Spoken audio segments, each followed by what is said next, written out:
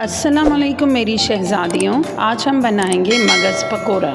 मगज़ को वॉश करने का तरीका मैंने आपको मगज़ फ्राई में सिखाया था।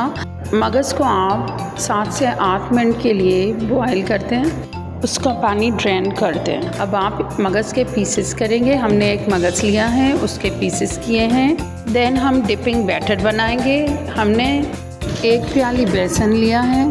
बेसन में हम ऐड करेंगे 1/4 टीस्पून सॉल्ट, 1/2 टीस्पून ज़ीरा, अजवाइन 1/4 टीस्पून, हल्दी 1/2 टीस्पून, लाल मिर्च 1 टीस्पून, 2 चुटकी बेकिंग सोडा।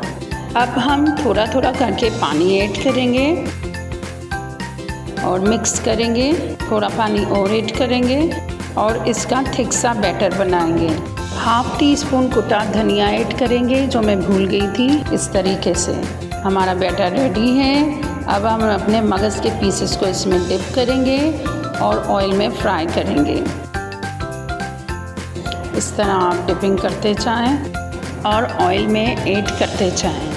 शहज़ादियों, फ़लस्तीन के मुसलमानों को, मासूम बच्चों को अपनी दुआओं में ज़रूर याद रखें। अल्लाह उन्हें अमन व सुकून की ज़िंदगी नसीब करे, आमीन।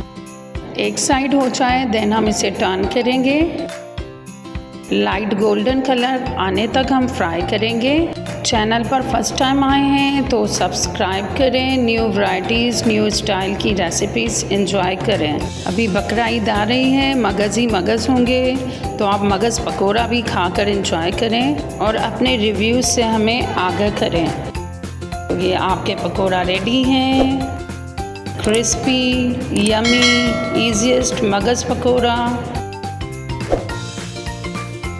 चलें तो फिर मिलेंगे न्यू रेसिपी के साथ।